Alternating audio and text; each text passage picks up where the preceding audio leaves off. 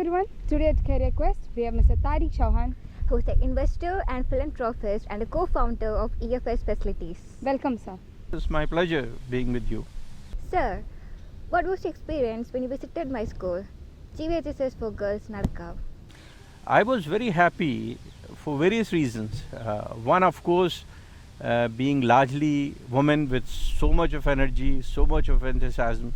Very rarely I have seen such an extensive engagement of students in the school, Although it was in recess time and many of you were busy with your routine, relaxation. But even in that process, when I went through various classes, I did see students, they were so much involved and engaged with every aspect of things.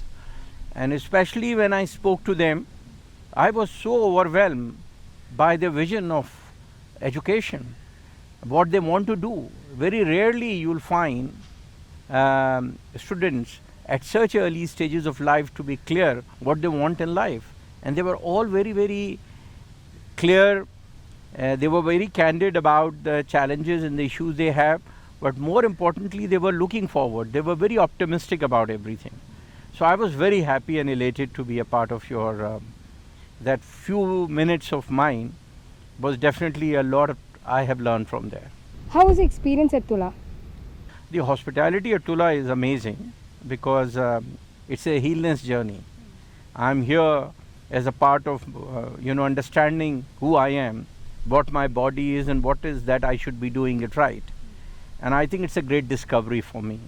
I wish many more people can come to Tula because what Tula helps you is a holistic healing process.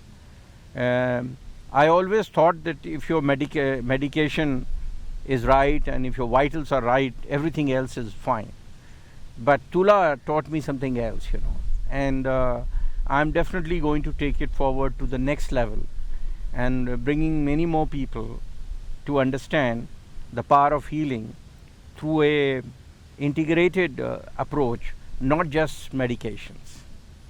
You were settled in Dubai, right? Why not India? See, it doesn't matter where you are. The important thing is I operate in about 28 countries. I have plus 34,000 people in my organization.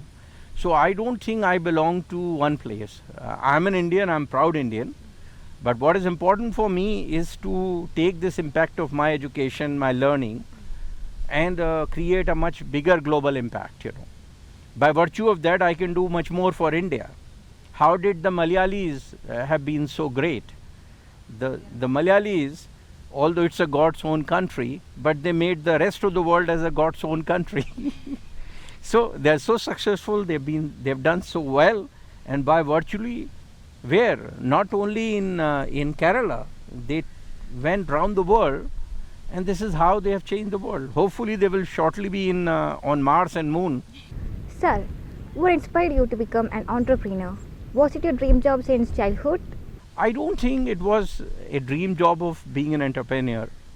I wanted to do something very impactful right from the very beginning. And in pursuit of doing something impactful, I kept doing many things. I did many wrongs, and through those wrongs I learned that I could do something. So whatever I have learned through my wrongs, I wanted to make it right. And over a period of time, I ultimately realized by virtue of being an entrepreneur, I can impact so many people. Not only I elevate my own self-actualization, my ability to do things the way I wanted. By virtue of entrepreneur, you can create opportunities for so many people. Today, as a part of my ecosystem, there are plus 150,000 people that I impact. So to every employee, I assume there are 4 to 5 members of the family, and there is a bigger ecosystem in it.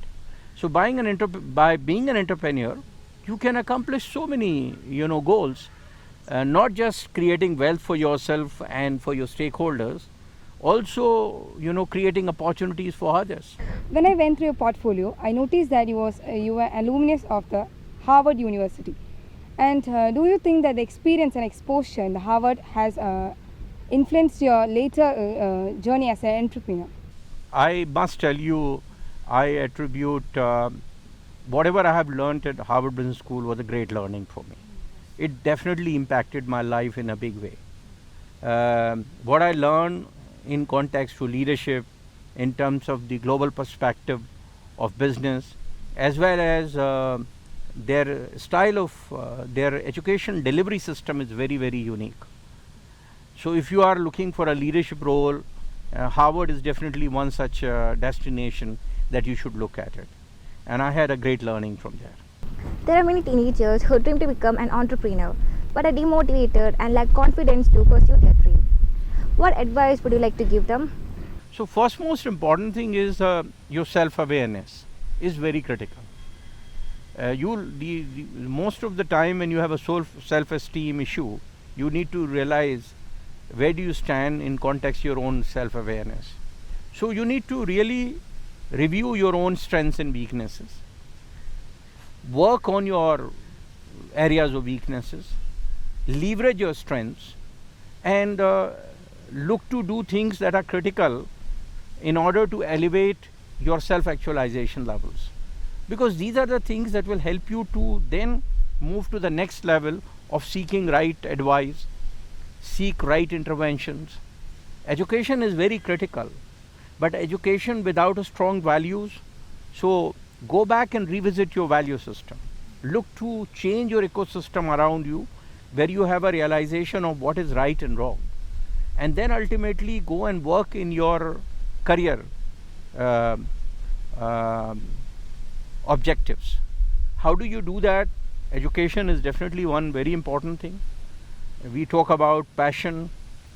You may have enough, everyone has enough passion. If you lack passion, then your self-esteem and everything will be impacted, So you have to have a passion. Passion has to be supported by precision. Precision requires knowledge, experience and practice. So if you continue to keep reading, learning new things, challenging yourself, trying and experimenting, these are all very, very critical things. Secondly, don't be afraid of risk. Don't take risk. And even if you fail, it's a part of a learning process. Very often people get discouraged when you are faced with a negativity or animosity around you, thinking that, oh, this is something which will impact me. But actually see that there is an opportunity to learn from that process. And all my life, as much I have learned from my education and others, I must say 2/3 of my learning came from my failures. Because in pursuit of doing something, you will have to make an effort. And by virtue of being realistically, not everything works out to be right. You're not nobody is perfect. And you don't need to master the art of perfection. You need to master the art of resilience. And resilience is about learning from mistakes. But you've got to learn from the mistake. And that's why self-reflection is critical to your life. India is one of the most competitive exams in the world, such as NEET, JEE, CLAT, etc. So, what is your opinion towards such highly competitive exam, and what are the alternatives these aspirants can take if they fail to qualify these exams? I think this is common to many countries in the world, but I have seen alternative education systems have delivered some very impactful examples. And I'm sure you are aware of Europe and New Zealand and Australia, and many of these countries have shown the world that we can have alternative education systems. I think the involvement of so what my suggestion is, and what I have always been talking about it, that at the 12th standard level the goal alignment should happen along with the teachers, along with the career guides and coach, to some extent parents' involvement also. In India, 90% of the time your parents take control of before you even decide something, correct? Yeah. And that's why it is important that the students at the 12th level must go and deep dive what is their ultimate goal alignment. and help them to guide through that process, so that the subjects that you choose are of your choice, that you are passionate about, or at least they help you to realization about those subjects, okay, what you should take it up, what is right, what is happening around it. Self-awareness, not only about your own strengths and weaknesses, also about what is happening globally. What are the new trends that are happening? For example, you mentioned to me a while back you want to take up an entrepreneurship. And I think entrepreneurship is a journey. Overnight you don't become an entrepreneur. You need to learn through your initial education system, and then you would work at some few places to ultimately form and come up with an idea. Then idea has to evolve through a proper execution process, planning and execution process. And in the execution you need to ensure that you are supported by the industry best practices, and that is where experience will matter. So your own experience and the experience of the people that you work with, that will all help you ultimately to become a successful entrepreneur. So I don't think a journey of entrepreneur, that doesn't mean that you can always start as an entrepreneur, as a startup, and you can be successful. There is no hard and fast, but it's always good to work and learn from others, and then eventually carve your entrepreneurship journey. You are in a leadership profession, right? So you have to coordinate a lot of events and manage a lot of people with different mindset. So have you ever faced opposition while discussing a business plan, and how did you handle that situation? So there is the way we explain in business, it's not the opposition, because we are not a political party where there are two opposing. We are all having a common goal. As an enterprise, you have a common goal. There can be dissent, there can be difference of opinion, and difference of opinion, that is where the leadership quality comes. You prevail upon others by virtue of your through your own conviction and convincing others. So how do you create a shared goal? My objective as a business was always about a shared goal. And when there is a shared goal, it's not you alone in it. Your entire team is in it. And they are all powered by a clear vision. And you help to create that vision into a reality by closely working with them, following some of the best industry best practices. Just not business plan, commercial prudence, financial controls, risk management, how the mastery of people's management. People are very important in any organization. How do you manage people? How do you create a common shared vision? And how do you work to implement those vision? By selecting right people, right systems, technology, processes, all are very, very essential. And then ultimately a structure. So my mantra of business is system, structure and people. All three are important. And none can undermine the other. They are there to complement each other. What are the few things you wish you knew when you were a teenager? So never ever be worried about negativities. Be positive. Don't think that life is a bed of roses. You will have challenges everywhere. You need to positively take up those challenges and build your resilience. For that, you need to have a personality where you will, self-reflection is one of them.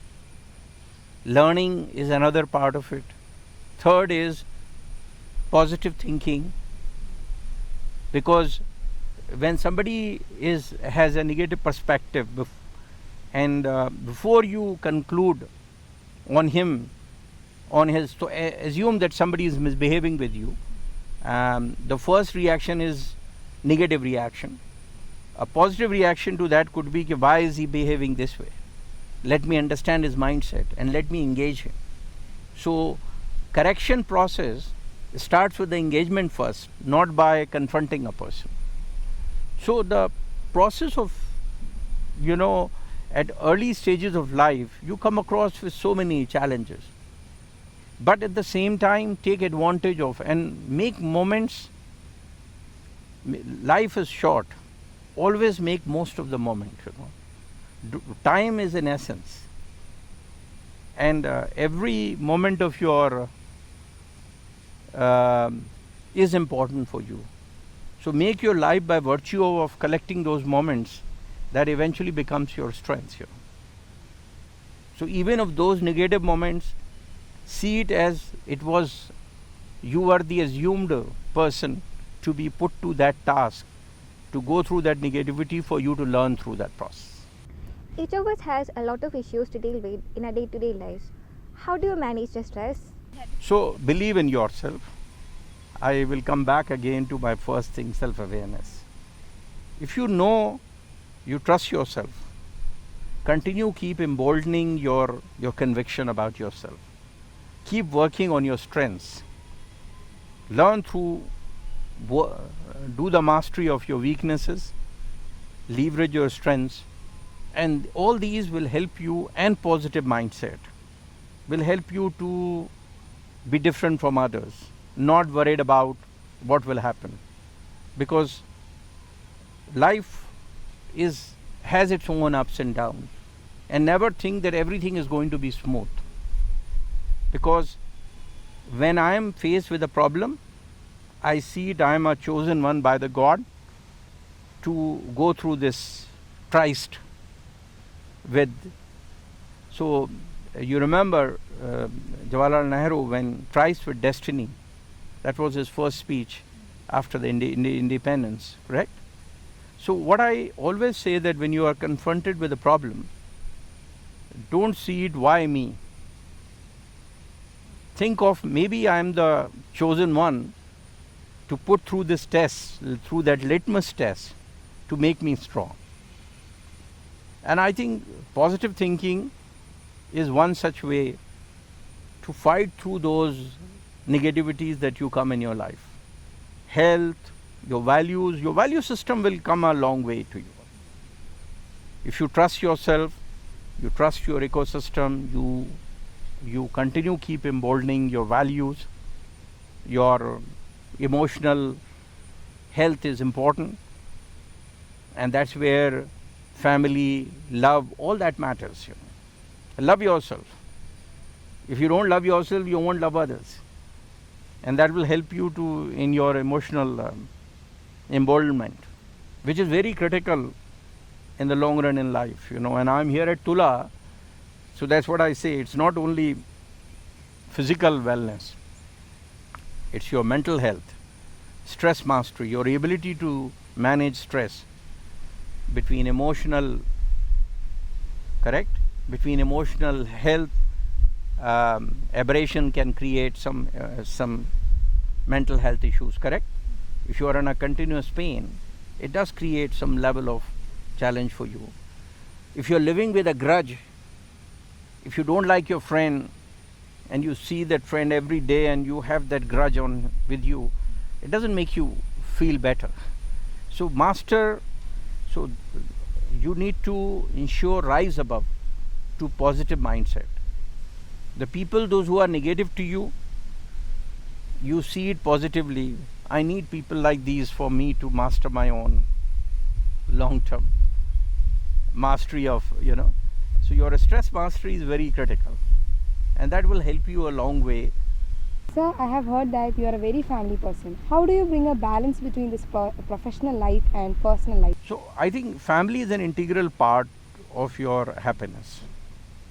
So why would you go and pursue one goal?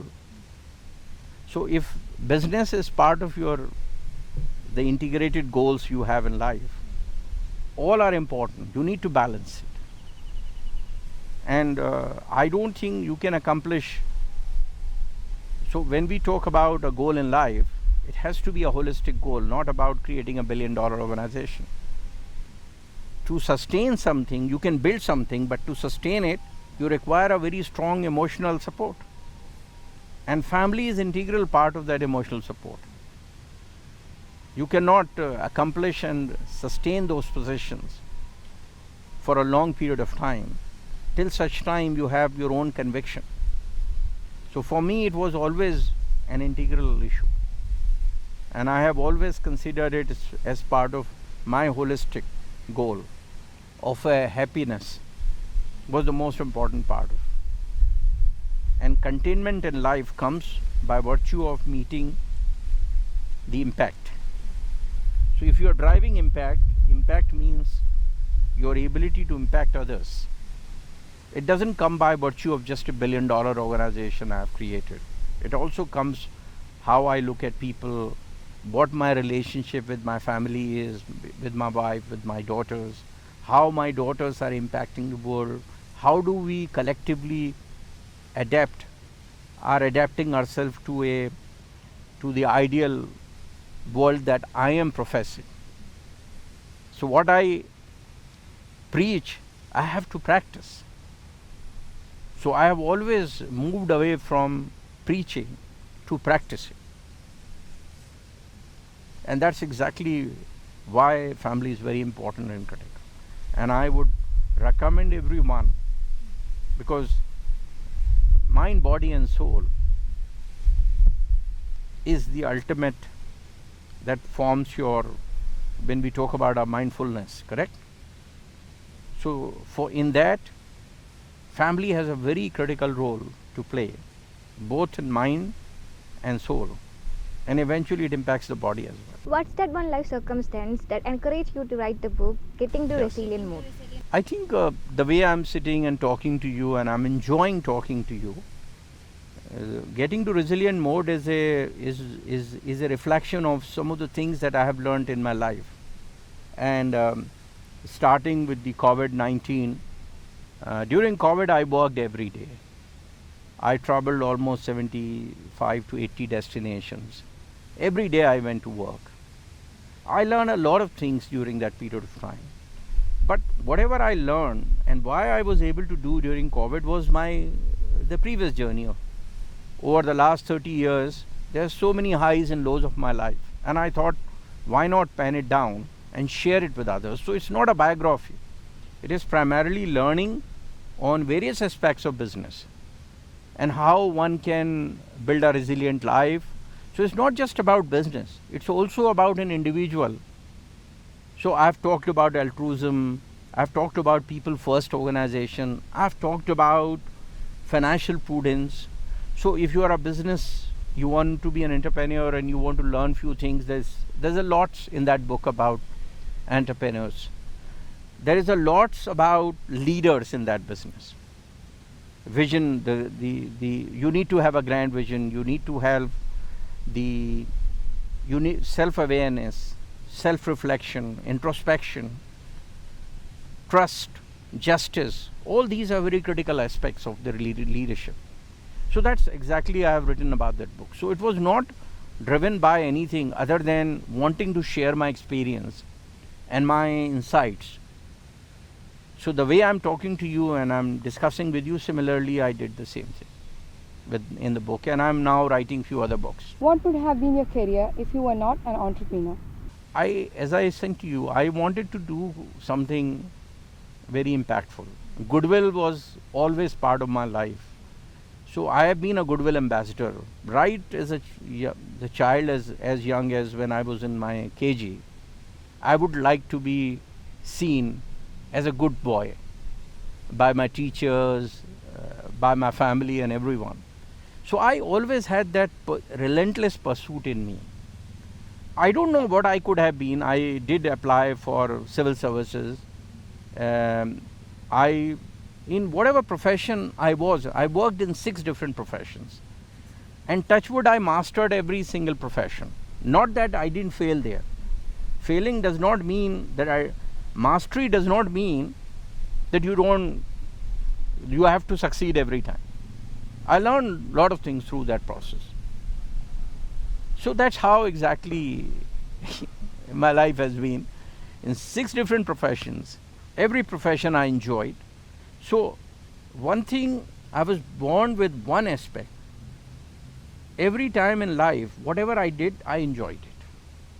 Even if I failed, I enjoyed that failing because I was learning through that process. So the important thing is that I'm very lucky. Every profession that I was in, I enjoyed it. I learned a lot from there. I did create a significant impact in my respective profession. And then ultimately that became a part of my learning today that I can share with all of you. There are people who are extremely nice and kind to others but are often taken advantage of, and people consider them as a doormat. So what's your opinion on it? So being nice to other doesn't mean that the person has to be nice to you. So first rise above that mindset, correct? Your containment draws by virtue of your intentions, correct? With an honest drive. And if somebody who's in a self-denial, your objective should be to continue engaging with him and to make an impact. But rise above that. Rise against negativity. Not against, above. You understand? Rising against negativity means you are confronting that person. Rising above negativity means you are ignoring the negative side of it. And you are looking at positively to engage the person. And that has been my life. So I have no enemies. I have nobody to talk negatively about. If I feel something that doesn't, that interferes with my core values, I would ignore that person and not meet him. What's your favorite aspect of being an entrepreneur? Impacting people's life. That's what I love about being an entrepreneur. Not being a boss, but by impacting people's lives. So if you have a shared goal and you have 150,000 in my life people who I can impact life, what more I needed. So I love my job for that reason. It's not about wealth creation. It's not about being a boss. It's by virtue of being a person who can influence destiny of so many people. And they look upon you. Sir, it's one of my genuine questions. Can an introvert be a successful entrepreneur? I don't think introvert it's a state of your mind that you tend to do things in a very reserved manner. There are some extraordinarily great people who have been with extrovert or introvert. These are two aspects of your people's engagement. If you are an introvert, that doesn't mean you are not a people's person. So I don't think these are words in English used for personalities, but people do rise above these notions to create their own personality. According to you, what are the most important skills a person should have to compete and succeed in this competitive world? I think the quality is all about your value system: honesty, integrity, transparency, perseverance, determination, positivity. These are the things that our parents have taught us. This is what Bhagavad Gita has taught us. This is what Quran has taught us. This is what our elders have taught us. Once we master this, you'll find your own. So there's nothing else in quality. If people say you need to have this specific qualities, I think age-old values have taught us, and I think I have always thrived by adapting to them and finding my solace in those values. Thank you so much, sir, for joining us today. It was a wonderful experience hearing from you. Thank you, please. Pleasure talking to both of you. Thank you. Thank you so much for watching us. It's a goodbye from Career Quest. If you like this video, like, share and subscribe.